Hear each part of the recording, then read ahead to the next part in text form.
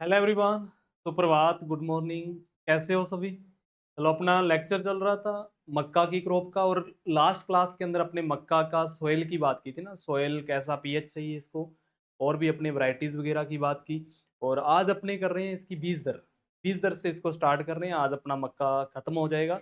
और मक्का एक आपको मैंने बताया था कि मोस्ट इंपॉर्टेंट क्रॉप है, जिसके अंदर क्वेश्चन पूछा ही आता है एग्जाम के अंदर, है ना। तो मक्का की सीड रेट का भी क्वेश्चन मोस्ट इंपॉर्टेंट है। मक्का की सीड रेट का क्वेश्चन बहुत बार रिपीट हुआ एग्जाम में। और इसकी दो ही सीड रेट ज्यादातर पूछी जाती है, एक तो कंपोजिट की, एक संकुल की। बाकी अपने हर एक सीड रेट की बात करेंगे कि कौन सी मक्का की कितनी सीड रेट होती है। तो देखते हैं अपने। पहला लिखा हो कंपोजिट, कंपोजिट या संकुल मक्का, कंपोजिट या संकुल मक्का, कंपोजिट या संकुल मक्का। कंपोजिट या संकुल मक्का की सीड रेट अगर आपसे पूछी जाए, मोस्ट इंपोर्टेंट, तो ये सीड रेट होती है 18 से लेकर 20 किलोग्राम, 18 से लेकर 20 किलोग्राम पर हेक्टर। नहीं, 18 से लेकर 20 किलोग्राम पर हेक्टर। कौन सी? संकुल मक्का की। हाइब्रिड की 20 से लेकर 25 किलो। देखो, हाइब्रिड की कोई भी आप देखते हो, हाइब्रिड किसी भी फसल का, उसके अंदर सीड रेट हमेशा कम होती है देसी की तुलना में। पर मक्का के अंदर उल्टा है कि हाइब्रिड की सीड रेट ज्यादा है, संकुल की सीड रेट कम। ऐसा क्यों है? क्योंकि संकुल किस्मों का जो seed index, seed test weight होता है, परीक्षण भार होता है, वो क्या होता है, संकर किस्मों की तुलना से कम होता है। मतलब संकर किस्मों के जो बीज होते हैं वो बड़े होते हैं, और संकुल किस्मों के बीज क्या होते हैं, छोटे होते हैं। इस कारण 20 से 25 किलोग्राम सीड रेट होती है हाइब्रिड की, और संकुल की होती है 18 से लेकर 20 किलो। स्वीट कॉर्न की अगर अपने बात करें तो 8 किलोग्राम पर हेक्टर। कितनी? 8 kilogram per hectare. Baby corn की आपको कल बताई थी 22 से लेकर 25 किलोग्राम पर हेक्टर। और पॉपकॉर्न की 12 किलोग्राम पर हेक्टर। और चारे के लिए 40 से लेकर 50 किलोग्राम पर हेक्टर। और डिबलर के द्वारा अगर अपने छोटे एरिया के अंदर या फिर कोई रिसर्च कार्य के अंदर अपने मक्का को उगा रहे हैं, तो एक एक बीज को अपने ग्रो करेंगे, 4 kilogram per hectare seed rate की रिक्वायरमेंट। तो ये अलग अलग सीड रेट है, इसको आप नोट कर सकते हैं आराम से। और ये सीड रेट एग्जाम के अंदर ज्यादातर पूछी जाती है कि मक्का की सीड रेट क्या होती है।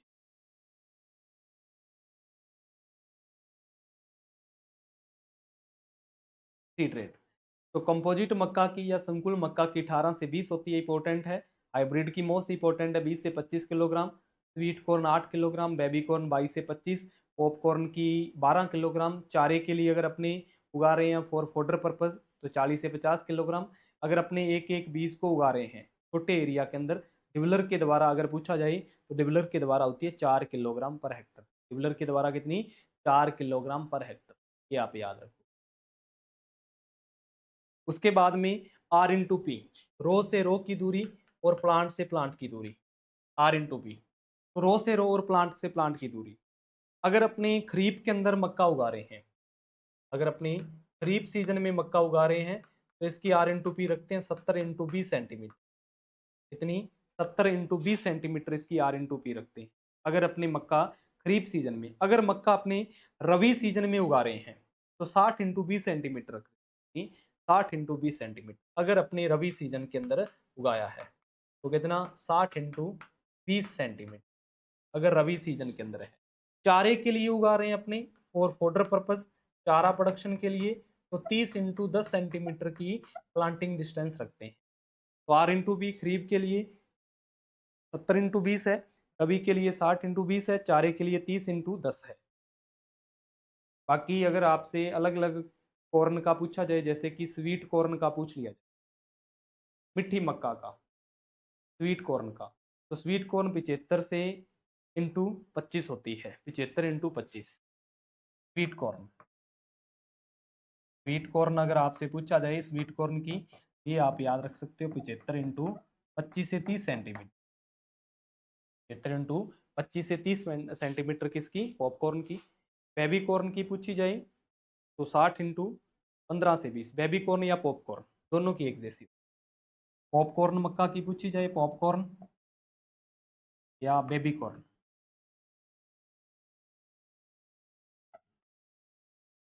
इनकी होती है 60 इंटू 15 से 20 सेंटीमीटर। ठीक है, planting distance R into P है। अगर रो से रो की दूरी और प्लांट से प्लांट की दूरी पूछे, आर इंटू पी भी आप नोट कर सकते हैं अच्छे से।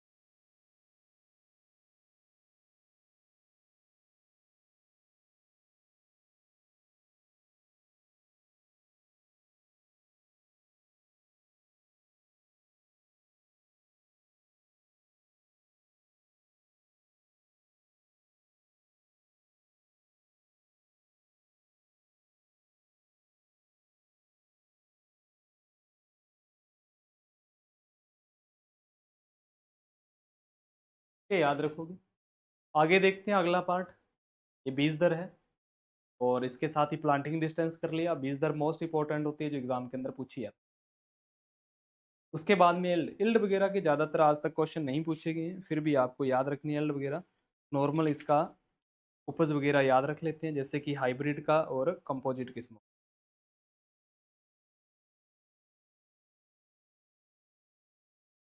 अगर अपनी इल्ड की बात करें कंपोजिट कंपोजिट या संकुल मक्का की, या संकुल मक्का,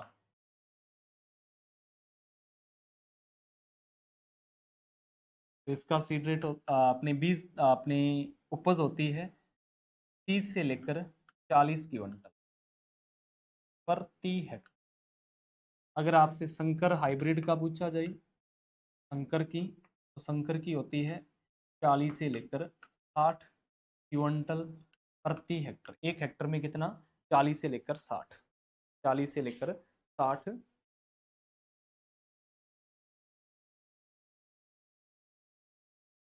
और बेबी कॉर्न का पूछा जाए 10 से 12 क्विंटल।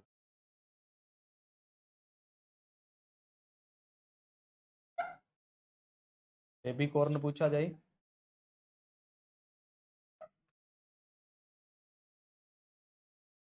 10 से लेकर 12 क्विंटल प्रति हेक्टर। अगर आपसे पूछा जाए स्वीट कॉर्न, भुट्टों के साथ बात कर रहे हैं अपनी, स्वीट कॉर्न ये होती है लगभग 200 क्विंटल पर हेक्टर, या भुट्टों के साथ। चारे की उपज पूछी जाए तो लगभग 400 से लेकर 500 क्विंटल आती है, ये उपज है। स्टोरेज करेंगे, सुखाए हुए बीज को भंडारण करना है, तो भंडारण के लिए नमी की अगर बात पूछी जाए आपसे, तो ये 10 से लेकर 12% नमी पर अपने इसको क्या कर लेते हैं, स्टोरेज कर, हाँ, 10 to 12% नमी पर इसको क्या कर लेंगे, अपने स्टोरेज कर लेंगे। 10 से लेकर 12% नमी, तो ये स्टोरेज का मॉइस्चर परसेंटेज देखने को मिलता है कि इससे ज़्यादा मॉइस्चर पर नहीं करेंगे, क्योंकि इससे क्या होगा, इससे अपनी जो मक्का है वो ख़राब हो सकती है। इस कारण अपनी लगभग जितनी भी अनाज की फसलें होती है, अनाज की फसलों को अपने 10 से लेकर 12% नमी पर स्टोरेज कर लेते हैं। बाकी देखा जाए अपनी, तो जो फसलें अपनी दलहनी होती है, दलहनी को अपने 8 से 10%, जो अपनी दलहनी या फिर मसाले की फसल होती है उनको अपने लगभग 6 से 8% पर क्या कर लेते हैं, स्टोरेज करके रख लेते हैं, ताकि अपना जो अनाज है उसकी स्टोरेज लाइफ बनी रहे और वो लंबे टाइम तक क्या ना हो, खराब ना हो।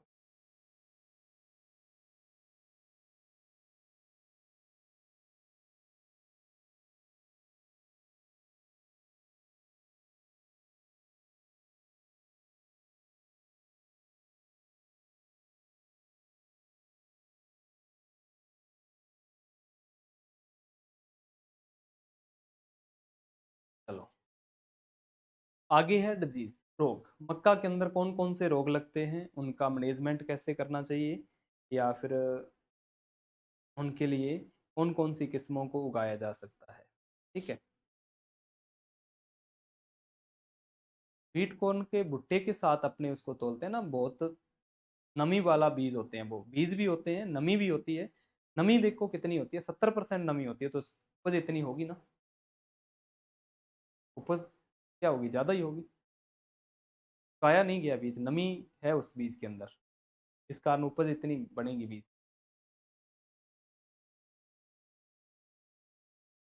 उसके बाद डिजीज डिजीज के अंदर पहला है डाउनी मिल्ड्यू। डाउनी मिल्ड्यू जिसको हिंदी के अंदर अपने तुला सीता रोग बोल देते हैं, हिंदी के अंदर क्या बोल देते हैं इन रोगों को, तुला सीता रोग, तुला सीता रोग या डाउनी मिल्ड्यू। किसके कारण होता है, एक फंगस के कारण होता है, एक कवक के कारण होता है, जिसका नाम होता है परनोस्क्लेरोस्पोरा सोर्गी। आपको इस कवक का नाम पता होना चाहिए। एग्जाम के अंदर आपके लिए जो इंपॉर्टेंट क्वेश्चन है वो क्या है, इसके रोगकारक का नाम। तो इसके रोगकारक का नाम है परनोस्क्लेरोस्पोरा सोर्गी के कारण होता है, और इसे सोरगम डाउनी मिल्ड्यू के नाम से भी जानते हैं। ये सोरगम के अंदर भी लगता है।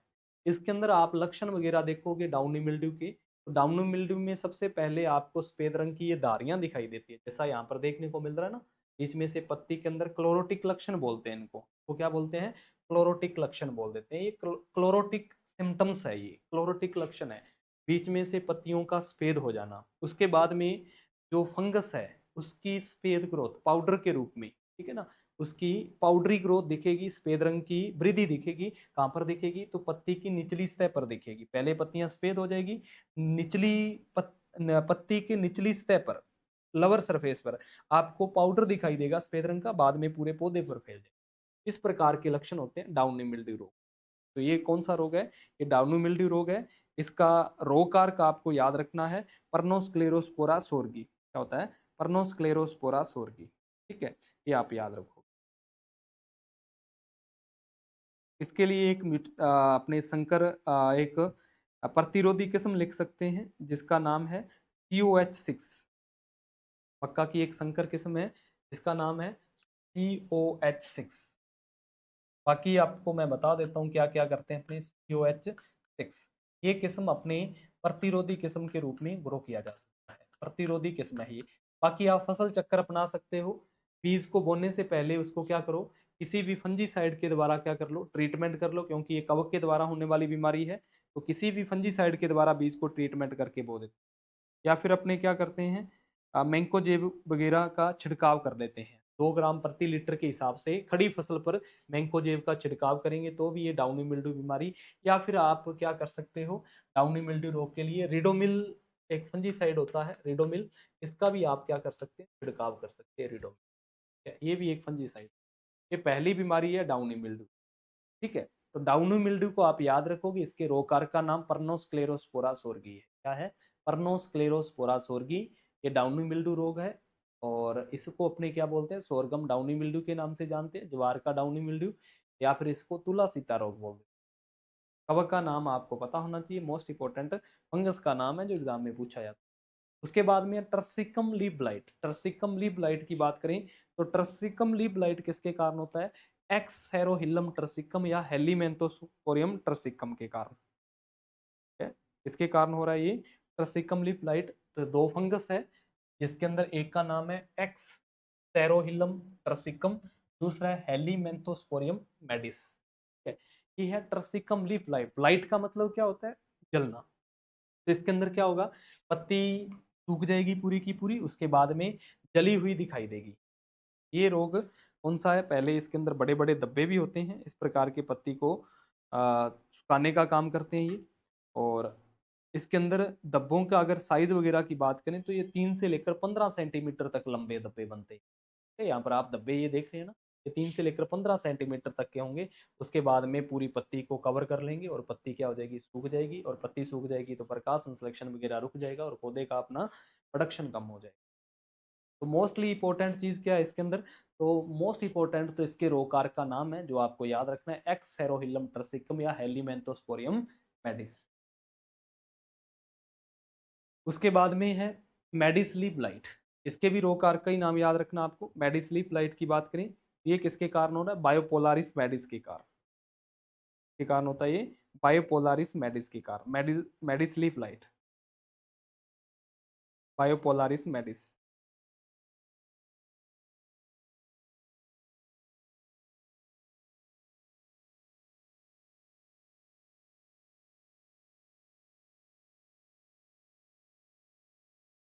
इसके लिए प्रतिरोधी किसमें लिख सकते हैं आप? जैसे कि ढक्कन 103 है, ढक्कन 109 है,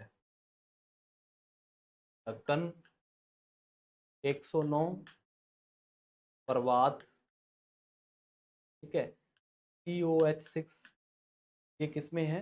तो इस रो के, या फिर BL42, ये प्रतिरोधी किसमें आप याद रख सकते हैं? बायोपोलारिस मेडिस रो कारक के प्रतिरोधी है ये मेडिस लीफ लाइट।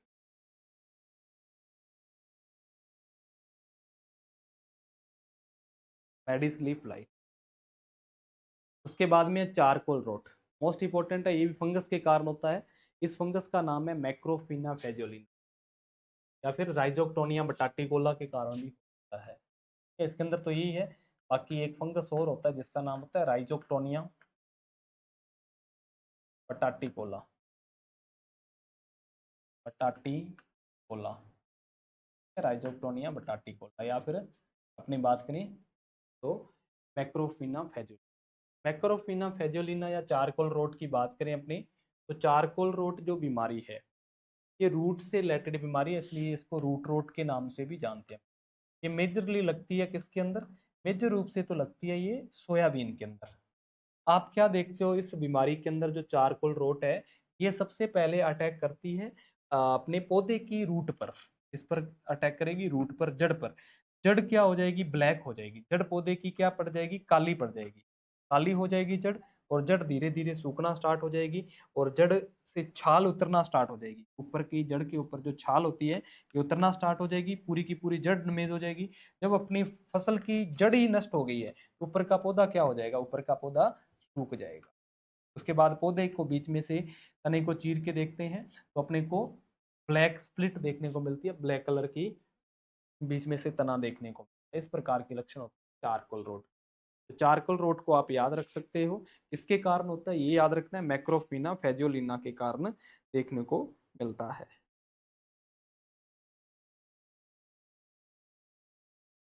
ये आप याद रखो।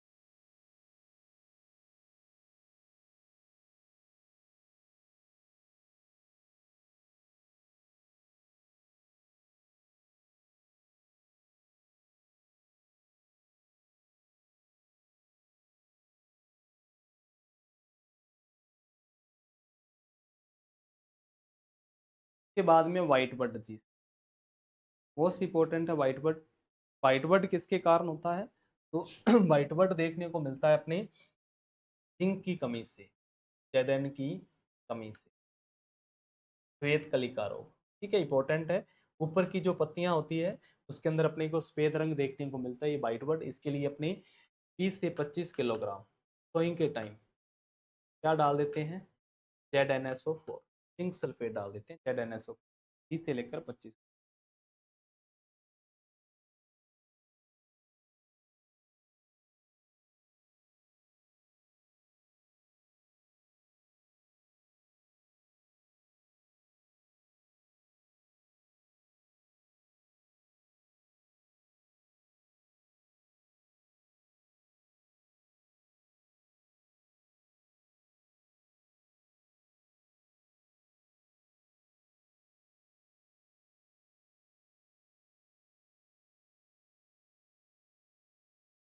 तो ये रोकार का नाम आपने, इस रोग का फिजिकल डिसऑर्डर है, ये आपको याद रखना।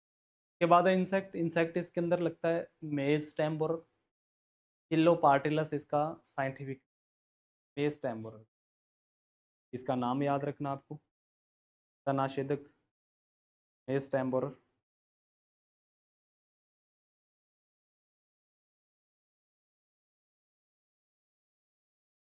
और इसकी कौन सी अवस्था? लार्वा अवस्था सबसे ज्यादा नुकसान पहुंचाती है। लार्वा अवस्था, ये अवस्था, ये क्या करेगा? तने के अंदर इंटर कर जाता है। देखो तनाछेदक लिखा हुआ है, मेज टेम्बर, ये अपना जैसा कि मक्के का तना है, इस तने के अंदर इसने यहाँ से इंटर किया, और नीचे की ओर फीडिंग करना स्टार्ट कर देगा, नीचे की ओर तने को खाना स्टार्ट कर देगा, खोखला कर देगा। तो ऊपर का जो पार्ट है, यहाँ पर न्यूट्रिएंट की सप्लाई या फिर पानी की सप्लाई रुक जाएगी, जिसके कारण ऊपर का प्लांट सूख जाएगा ना। यहाँ पर देखने को मिलता है ऐसे कि ये देखने को ऊपर से प्लांट जो सूखा है, इसको अपने क्या बोलते हैं, इसको बोलते हैं डेड हार्ट। तो क्या बोलते हैं इसको, डेड हार्ट के नाम से जानते हैं। ये डेड हार्ट का काम भी करता है। ये इसकी लार्वा अवस्था होती है, ये आपको सुंडी तने के अंदर दिख रही है, इसकी लार्वा अवस्था है जो सबसे ज्यादा नुकसानदायक होती है। ये इसकी अडल्ट फेज है जो पत्तियों का रस वगैरह चूसती है।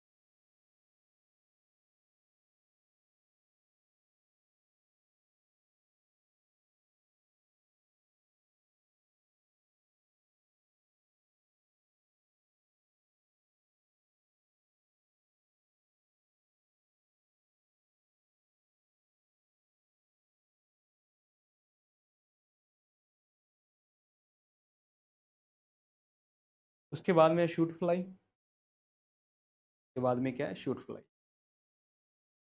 तो ये इंपॉर्टेंट है अपनी शूट फ्लाई किसकी, ज्वार की। इसको ज्वार के अंदर करेंगे डिटेल से, ठीक है, क्योंकि मक्का के अंदर ये नहीं पूछी, अथेरिगोना स्काटा इसके अंदर पूछी जाती है। ज्वार की शूट फ्लाई पूछी जाएगी, वहां पर अपने इसको अच्छे डिटेल से करेंगे।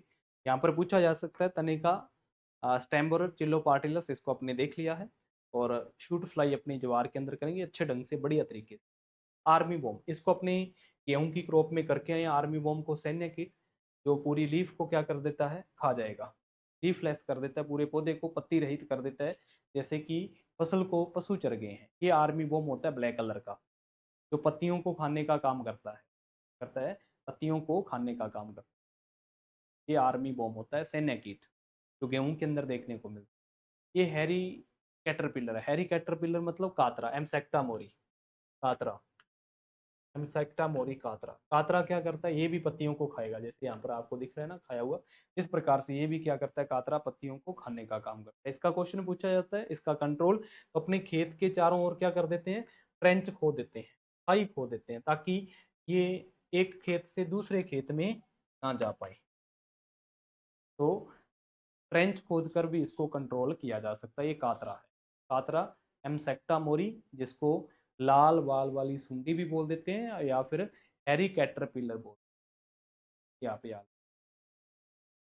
उसके बाद दिमक, दिमक को अपने अच्छे डिटेल से किया गेहूं की क्रॉप में। दिमक कब लगती है, जब सूखे की कंडीशन होती है, या फिर अपने गोबर की कच्ची खाद का यूज करते हैं, तो खेत के अंदर दिमक का अटैक देखा जा सकता है। दिमक सबसे ज्यादा नुकसान उस पार्ट को पहुंचाएगी, या पौधे के उस पार्ट में सबसे ज्यादा नुकसान करेगी जो मिट्टी के संपर्क में है। तो मिट्टी के संपर्क में पार्ट होता है तना पौधे का, तो आपको पता है मिट्टी के संपर्क में सबसे पहले क्या होती है, जड़। सबसे पहले ये जड़ को डैमेज करती है, उसके बाद तने का जितना पार्ट भूमि के संपर्क में है उसको खाना स्टार्ट कर देगी, धीरे धीरे पूरे पौधे को क्या कर देगी, सुखा देगी। और पौधे को इतना सुखा देगी कि अपने थोड़ा सा भी फोर्स लगाते हैं तो आसानी से हाथ में आ जाएगा, जैसे कि उखेड़ा के लक्षण होते हैं।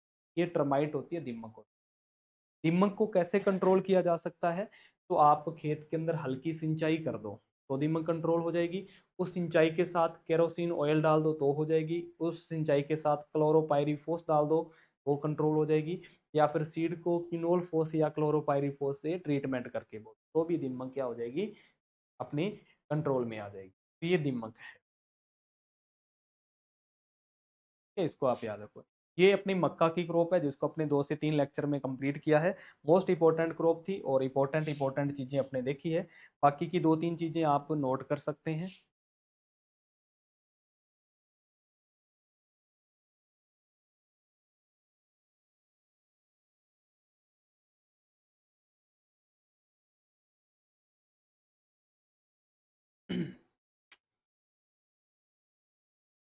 एक तो आप AICRP नोट कर सकते हैं, AICRP all India coordinator research project, AICRP,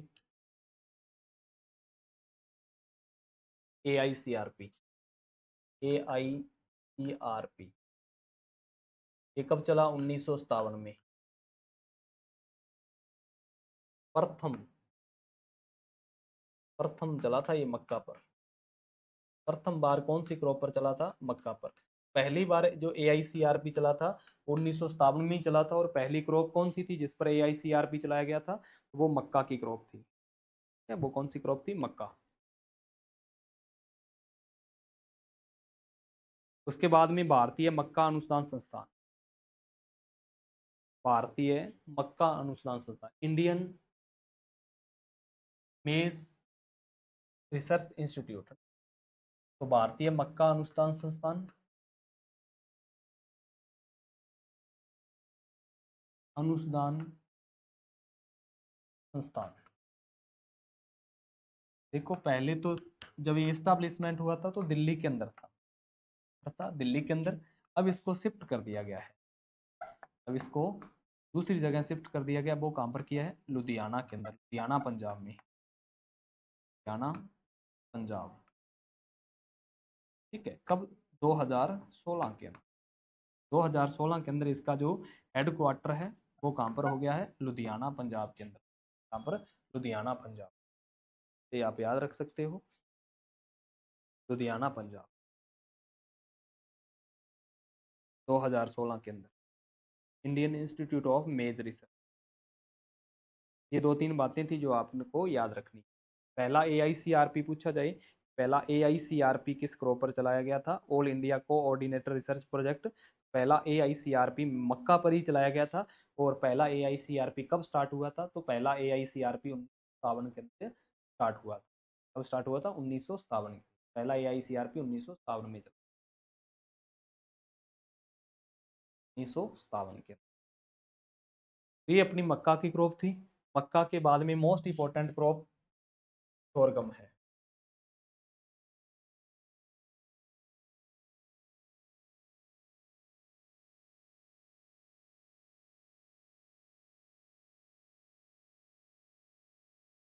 जवार,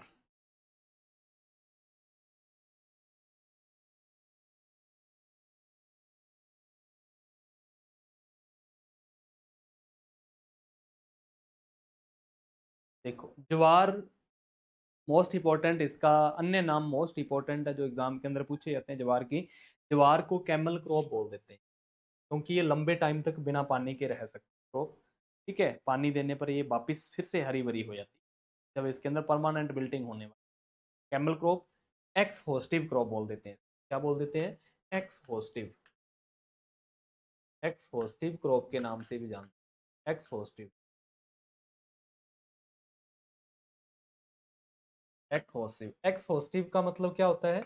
ऐसी फसल जो भूमि से ज्यादा मात्रा के अंदर पोषक तत्वों का यूज करती है या पोषक तत्वों को ग्रहण करती है, उसको एक्सहोस्टिव, तो एक्सहोस्टिव क्रॉप है।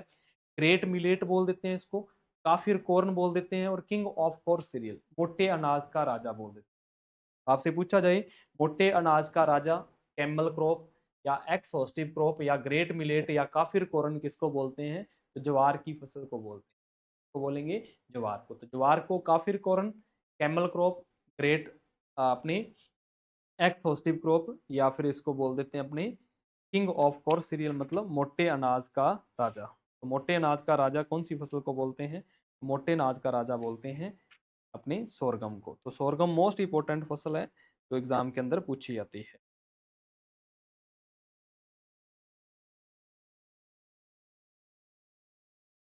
उसके बाद इसकी जर्नल सी अपनी मॉर्फोलॉजी देख लेते हैं, क्या क्या है इसके अंदर। अगर अपने इसका सामान्य परिचय देखें, सामान्य परिचय,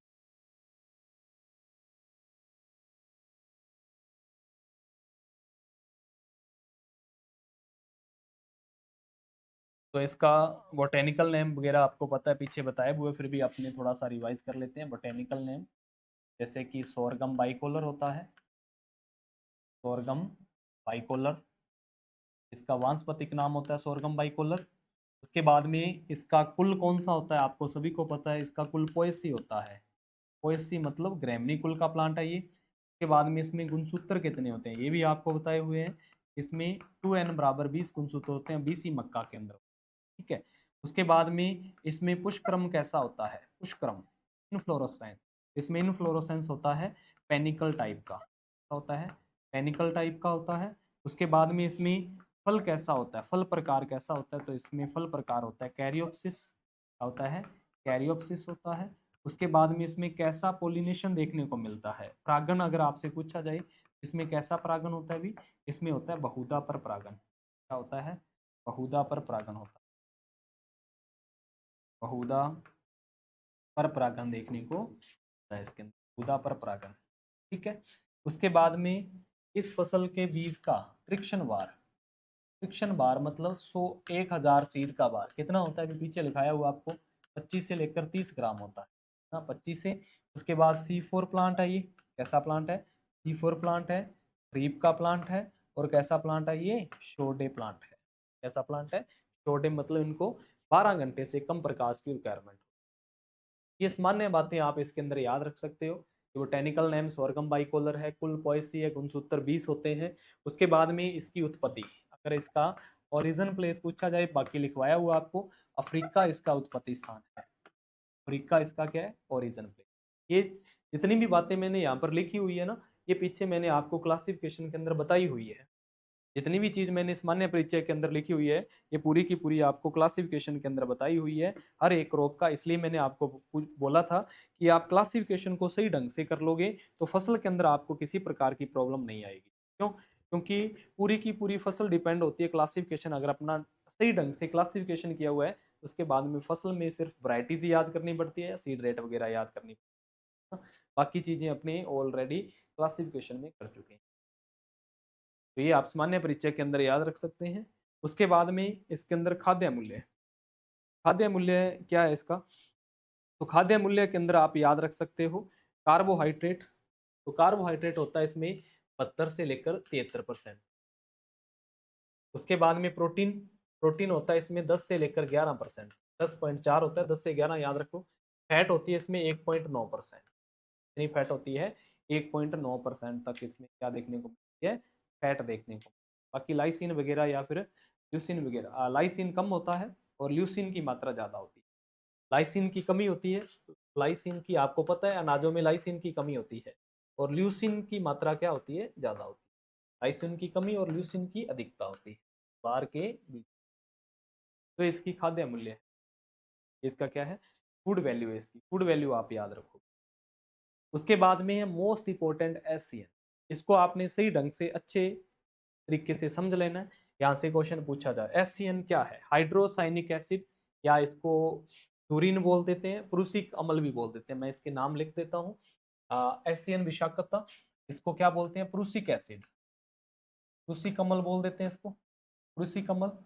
और इसको दूरिन के नाम से या हाइड्रोसाइनिक एसिड भी बोल देते हैं, SCN रिन, है ना? ये आप याद रखोगे। देखो ज्वार का प्लांट है, ये अपना ज्वार का पौधा है, ये ज्वार की जड़ें हैं, ज्वार की जड़ों में बनता है ये, ठीक है ना, पौधे की जड़ के अंदर, जड़ के अंदर बनता है साइनोग्लूकोसाइड। इस जड़ों में किसका निर्माण होता है, किसका फॉर्मेशन होता है, ये आपको समझना है। इसके अंदर निर्माण होता है साइनोग्लूकोसाइड, साइनोग्लूकोसाइड, साइनोग्लूकोसाइड, साइनोग्लूकोसाइड के रूप में SCN बनता है कहां पर? ज्वार के पौधे की जड़ों के, साइनोग्लूकोसाइड। ठीक है। साइनोग्लूकोसाइड से SCN कैसे बनता है? देखो साइनोग्लूकोसाइड से ग्लूकोज का लॉस होता है। ग्लूकोज का लॉस कब होगा? इसका कारण क्या है? जब साइनोग्लूकोसाइड से ग्लूकोज का लॉस होगा कि SCN के रूप में ये पत्तियों में स्टोरेज कब होगा? जब ज्वार के पौधे में अपने पानी तनाव हो गया, मतलब पानी की कमी होगी, पानी तनाव, वाटर स्ट्रेस हो गया, पानी तनाव वाटर स्ट्रेस हो गया, पानी की कमी है। उसके बाद अपने बोल सकते हैं कि पाला पड़ गया, अगर अपने इसको रवि सीजन के अंदर उगाया तो पाला पड़ गया, या फिर इसमें कोई मैकेनिकल नुकसान हो गया, यांत्रिक नुकसान हो गया, नुकसान मतलब पत्तियां वगैरह टूट गई किसी कारणवश, है ना? तो उस कंडीशन के अंदर क्या होगा? ये पौधे के अंदर जो साइनोग्लूकोसाइड है, जो जड़ों के अंदर था, कहां पर इसका फॉर्मेशन हुआ है? तो जड़ के अंदर बना है, ये कहां पर बना है? जड़ों के अंदर बना है साइनोग्लूकोसाइड। तो साइनोग्लूकोसाइड से ग्लूकोज का लॉस हो जाएगा, ग्लूकोज का लॉस हो जाएगा। जब ग्लूकोज का लॉस होगा साइनोग्लूकोसाइड से, तो यहाँ पर पत्तियों के अंदर स्टोरेज हो जाएगा, पत्तियों के अंदर भंडारित हो जाएगा, पत्तियों के अंदर भंडारण होगा, पत्तियों के अंदर क्या होगा? भंडारण होगा, ग्लूकोज भंडारण नहीं, भंडारण होगा साइनोग्लूकोसाइड, किसके रूप में होगा? SCN के रूप में। SCN मतलब प्रूसिक एसिड के रूप में ये क्या होगा? पत्तियों के अंदर स्टोरेज होगा, और पत्तियों के अंदर आ गया है।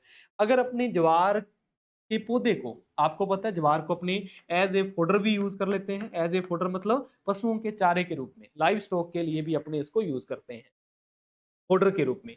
अगर ज्वार को अपने फोडर के लिए यूज कर रहे हैं, ज्वार को अपने पशुओं को खिलाने के लिए यूज कर रहे हैं, और इसके अंदर एससीएन की मात्रा ज्यादा है, इसकी हानिकारक मात्रा लिख देता हूं मैं। इसकी हानिकारक मात्रा कितनी, हानिकारक मात्रा अगर पौधे में ये 200 पीपीएम से ज्यादा है, मोर देन 200 पीपीएम, पौधे में 200 पीएम या प्रति पत्ती 0.5 मिलीग्राम प्रति पत्ती, अगर इसकी मात्रा क्या है, ज्यादा है, ये अपने पशुओं के लिए क्या है, हानिकारक मात्रा। हानिकारक मतलब इसको जब भी अपने ज्वार के पौधे को हरी अवस्था में काटेंगे, उसको छोटे छोटे पीस में काट देंगे, या फिर जैसे भी पशु को खिला दिया, जैसे ही अपने क्या किया, पशु को खिलाया, तो पशु के अंदर क्या हो जाएगी, फूड पॉइजनिंग हो जाएगी, उसके पेट, ये एक प्रकार का जहर है जो उसके शरीर के अंदर जाके क्या कर देगा, उसका डाइजेस्टिव सिस्टम खराब कर देगा, और पशु की क्या हो जाएगी, डेथ हो जाएगी। अब आपको पता होना चाहिए कि अगर अपने ज्वार को उगा रहे हैं चारे के लिए, उगाना ही पड़ेगा अपने खरीफ के अंदर, क्योंकि अपने पास एक अल्टरनेट तरीका है अपने किसका, चारे की फसलों का, बाकी सीरियल क्रॉप है, चारे के लिए भी ग्रो करते हैं। अगर अपने इसको चारे के लिए उगाया है, तो फॉर फोडर के लिए अगर इसकी कटाई करें, चारे के लिए कटाई, चारे के लिए कटाई करें अपने, तो चारे के लिए जब भी अपने इसकी हार्वेस्टिंग करेंगे, तो कितने दिन बाद करेंगे, 55 से लेकर 60 दिन बाद करेंगे, डे आफ्टर सोइंग, दिन बाद। ये सबसे ज्यादा बनता है कब, ये बनता है 40 दिन की क्रॉप में, 40 दिन तक इसका फॉर्मेशन सबसे ज्यादा होता है, जब ये घुटने की स्टेज में होती है, तो 40 दिन तक ये सबसे ज्यादा बनेगा। 40 दिन के बाद में इसका फॉर्मेशन कम होना स्टार्ट हो जाएगा। इसलिए हमेशा अपने ज्वार की फसल को जब भी काटना है, तो 55 से 60 दिन, लगभग 2 महीने के बाद में पानी लगा के ज्वार की फसल को काटना चाहिए। जिससे क्या होगा कि इस पौधे के अंदर एससीएन की मात्रा कम होगी, और अपने पशुओं के लिए चारा जहर का काम नहीं करेगा, उसके अंदर किसी प्रकार की फूड पॉइजनिंग नहीं होगी, और अपना जो पशु है वो अच्छे ढंग से इस ज्वार को खाएंगे, किसी प्रकार का नुकसान नहीं होगा। अब दूसरा अपने याद रखना है कि एससीएन पौधे के अंदर ज्यादा कब बनता है, साइनोग्लूकोसाइड पौधे के अंदर हाईएस्ट अमाउंट में कब बनता है। अगर अपने इसके निर्माण की बात करें तो साइनोग्लूकोसाइड के रूप में, भंडारण की बात करें तो एससीएन के रूप में पौधे की पत्तियों में भंडारित हो जाएगा। कई बार इंटरव्यू के द्वारा या पैनल के द्वारा ये क्वेश्चन पूछ लिया जाता है कि जो एससीएन होता है क्या वो पौधे के अलावा उसके बीज के अंदर भी होता है कि ज्वार के बीज में, तो आप क्या बोलोगे, नहीं।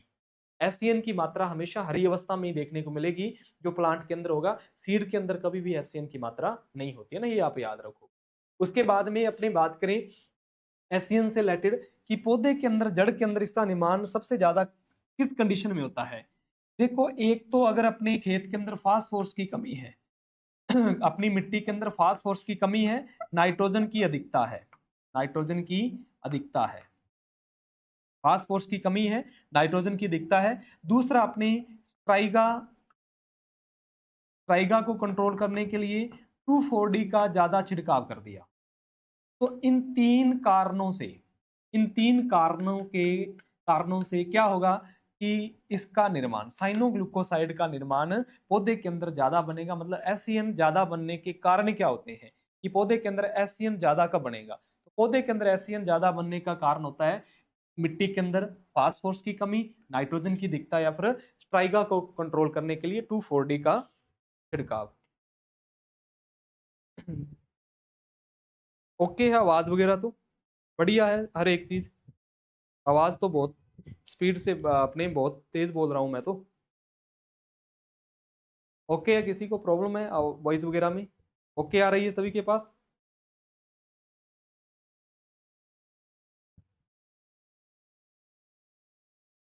बताओ, जल्दी से कमेंट करके बताओ, क्या वॉइस के अंदर कोई प्रॉब्लम है क्या।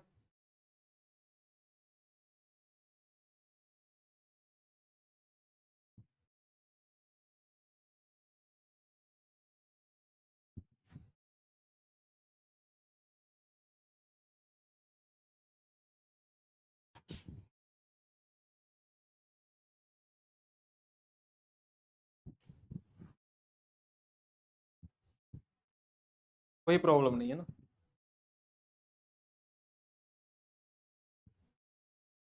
चलो आगे देखो, तो ये आप इसको थोड़ा बहुत नोट कर सकते हो, अगर आपने करना है इसको नोट, इसको थोड़ा बहुत नोट कर लो।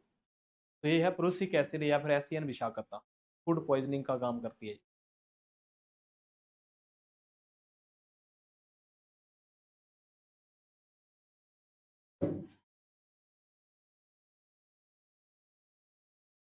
एसईएन को नियंत्रित कैसे करें, तो एसईएन को नियंत्रित करने के लिए वाटर का कमी ना होने दें पौधे के अंदर, वाटर स्ट्रेस ना आने दें।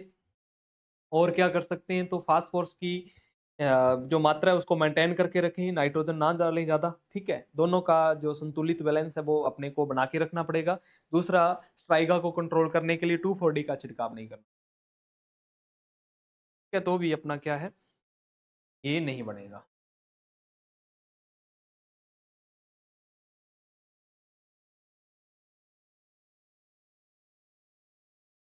एससीएन फ्री वैरायटी भी होती है किस्म, SCN free variety, SCN free variety कौन सी होती है, सिरसा 20, सिरसा 20 या IS 28450 भी होती है, इसको याद रख सकते हो सिरसा 20 को।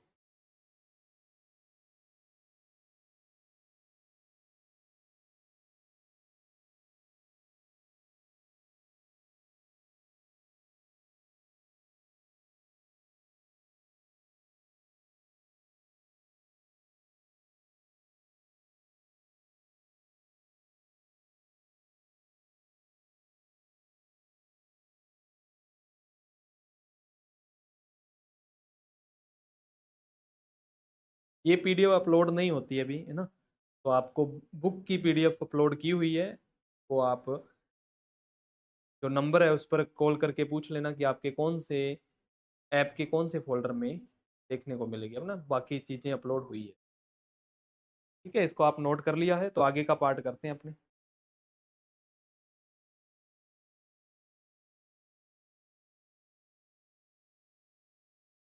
देखो आगे है सोरगम सिकनेस।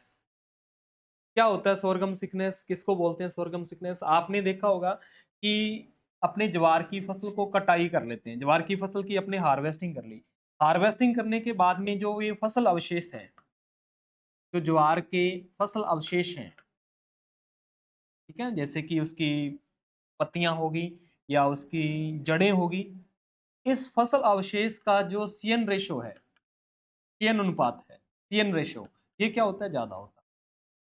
जो फसल के अवशेष होते हैं इनका सीएन रेशो ज्यादा होगा, इस कारण, इसके परिणाम स्वरूप, इस कारण क्या होगा, जो डीकम्पोस्ट है ना, अपघटन है, ठीक है ना, मिट्टी के अंदर जो अपघटन है वो क्या हो जाएगा, कम होगा, जिससे क्या होगा, कार्बनिक पदार्थ की मात्रा कम हो जाएगी, ऑर्गेनिक मैटर, कार्बनिक पदार्थ क्या हो जाएगा, कम हो जाएगा। ऑर्गेनिक मैटर आपको ही पता है, ऑर्गेनिक मैटर कहाँ से बनता है, तो ये पत्तियां वगैरह से बनता है। और ज्वार के अंदर ऐसा देखने को मिलता है कि इसका सीएन रेशियो कम होने अधिक होने के कारण अपघटन में क्या आती है, एक प्रकार की दुविधा आती है, जिसके कारण क्या होगा, कार्बनिक पदार्थ की कमी होगी और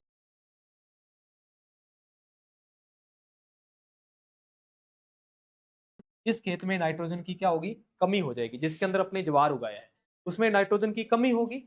और जैसे ही अपने मान लिया कि ज्वार को खरीफ के अंदर उगाया था और ज्वार को अपने काटा खरीफ के अंदर, उसके बाद में रवि के अंदर अपने मान लिया कि गेहूं उगा दिया, मान लिया कि अपना ये क्रॉपिंग पैटर्न है कि खरीफ में ज्वार के बाद अपने गेहूं या मक्का, गेहूं या फिर जो है या फिर कोई और रवि की क्रॉप वो उगा रहे हैं, तो मान लिया कि गेहूं उगाया, तो गेहूं के उगते हुए पौधे, उगते हुए पौधे, उगते हुए पौधे क्या हो जाएंगे, पीले हो जाएंगे, उगते हुए पौधे पीले पड़ जाएंगे, जिस कारण अपने को क्या करना पड़ता है, इस गेहूं की फसल में, इस गेहूं की फसल में लगभग 15 से लेकर 20% अतिरिक्त नाइट्रोजन देना पड़ता है, एक्स्ट्रा नाइट्रोजन देना पड़ता है, ताकि भूमि के अंदर नाइट्रोजन की जो कमी हुई है वो अगली फसल के अंदर ना दिखाई दे, अगली फसल के अंदर ना दिखाई दे।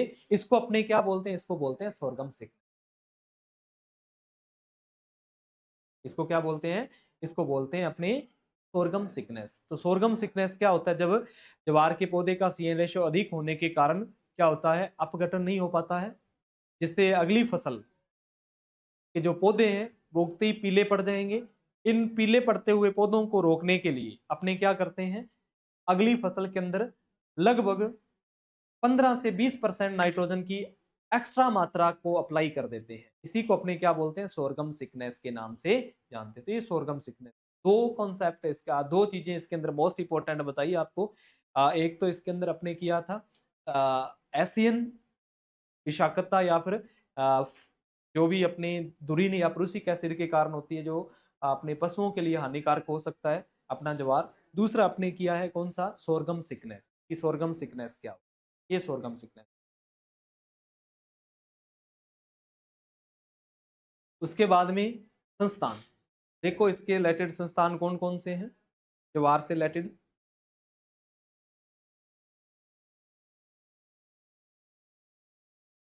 अखिल भारतीय समन्वित ज्वार सुधार परियोजना 1969 से नई दिल्ली में चलाई गई थी, है ना। तो आपसे AICSIP पूछा जाए तो ज्वार पर जो AICSIP चलाया गया वो कब चलाया गया, 1969 के अंदर, 1969 के अंदर।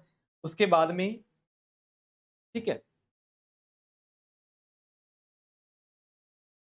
उसके बाद में देखो यहाँ पर है international crop research institute for the semi arid and tropics, ICRISAT बोलते हैं। ये हैदराबाद के अंदर है। इस संस्थान को अपने ज्वार के अंदर क्यों पढ़ रहे हैं, क्योंकि ज्वार को अपने ड्रॉट टॉलरेंट के रूप में भी उगाते हैं, ठीक है। शुष्क भूमि के अंदर भी ग्रो करते हैं इसको। तो ये अपना शुष्क भूमि के अपने ड्राई लैंड एग्रीकल्चर के, ड्राई एग्रीकल्चर या ड्राई लैंड एग्रीकल्चर, हैदराबाद 1972 में स्थापित हुआ। उसके बाद में नेशनल सोरगम रिसर्च सेंटर, ठीक है। तो ये है राष्ट्रीय ज्वार अनुसंधान केंद्र, हैदराबाद 1987 में स्थापित हुआ। उसके बाद में भारतीय चारागाह चारा अनुसंधान संस्थान आई अपनी Indian grassland and fodder research, जिसको आप IGFRI के नाम से जानते हैं। ये झांसी के अंदर उत्तर प्रदेश में है। इसको क्यों पढ़ रहे हैं अपने ज्वार की फसल में, क्योंकि ज्वारा अपनी जो ज्वार है वो एक चारे की फसल है, और चारे पर सबसे ज्यादा जो रिसर्च करने वाला जो संस्थान है, जो अपनी चारे की फसलें किसमें निकालता है, वो कौन सा है, IGFRI है। जो चारा फसलों पर सबसे ज्यादा रिसर्च का काम करता है वो कौन सा है, IGFRI है। तो यहाँ पर तीन संस्थान देखे हैं, international crop research institute for semi arid tropics, ICRISAT Hyderabad 1972, national sorghum research centre Hyderabad 1987, और Indian grassland and fodder research institute Jhansi UP के। ये आप याद रखें।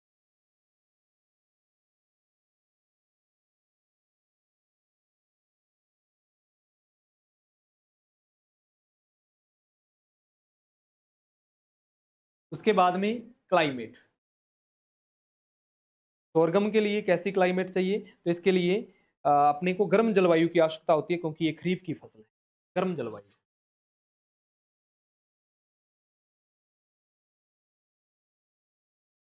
गर्म जलवायु, टेम्परेचर वगैरह देख लेते हैं अपने इसके लिए। गर्म जलवायु आप याद रखो कि खरीफ की फसल है, ठीक है, और शोरडे प्लांट है। एवरेज टेम्परेचर इसके लिए 28 से 31 चाहिए। एवरेज टेम्परेचर कितना, 28 से लेकर 31 डिग्री सेंटीग्रेड, 28 से लेकर 31 डिग्री सेंटीग्रेड, 28 से 31 डिग्री सेंटीग्रेड।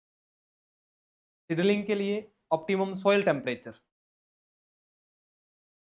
सॉइल टेम्परेचर इतना टेम्परेचर होना चाहिए 17 से लेकर 18 डिग्री सेंटीग्रेड, ताकि जर्मिनेशन अच्छा हो जाए, ठीक है।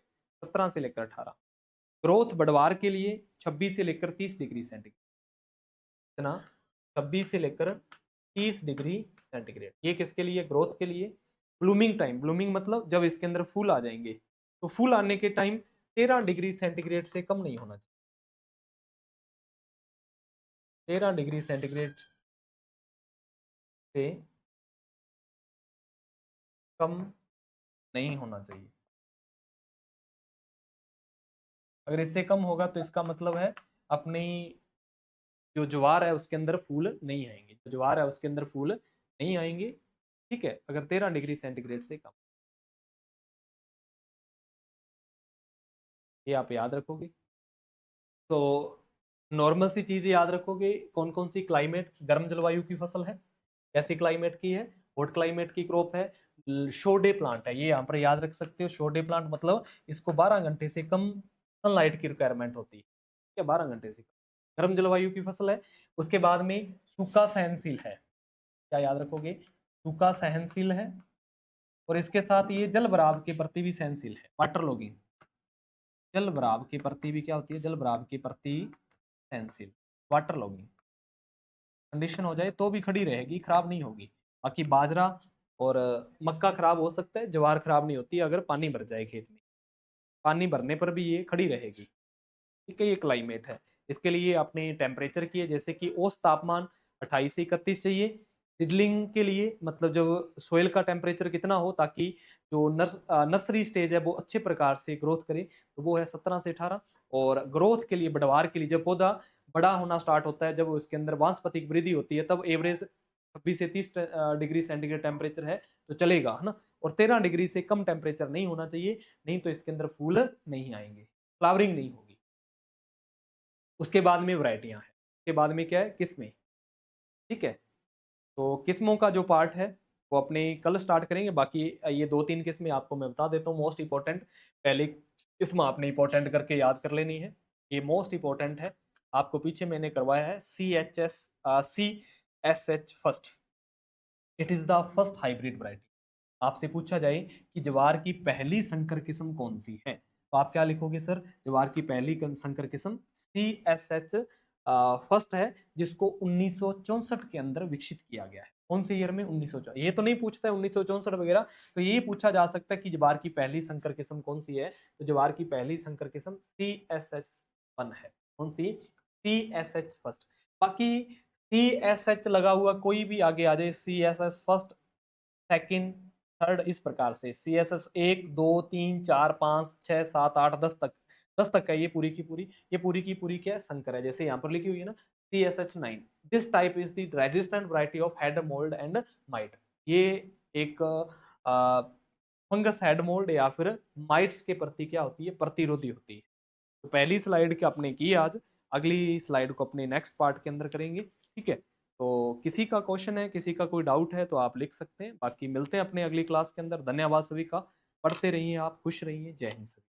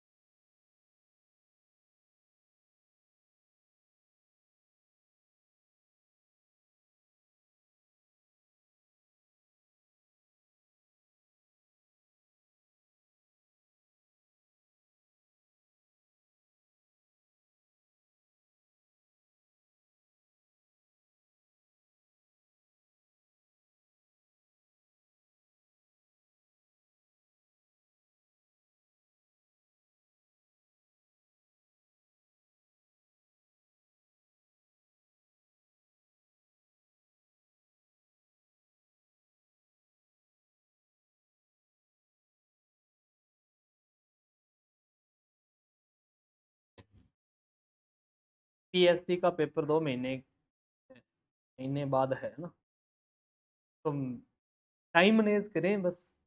मोस्टली क्या होता है, टाइम मैनेज करना होता है अपने को, टाइम को मैनेजमेंट करके तैयारी कर दें, सिलेबस को बांट लें अच्छे से, और डेली का टारगेट डिसाइड करें कि मुझे आज इतना पढ़ना है। 2 महीने के अंदर अगर आप 4 से 5 बार सिलेबस को निकाल देते हो, 5 बार रिवाइज कर देते हो, तो आपका सिलेक्शन पक्का है। लोमी या अपनी सैंडी लोम, इस मिट्टी के अंदर अपने ज्वार को बो सकते हैं। सैंडी लोम होगी, लोमी सोयल होगी ना।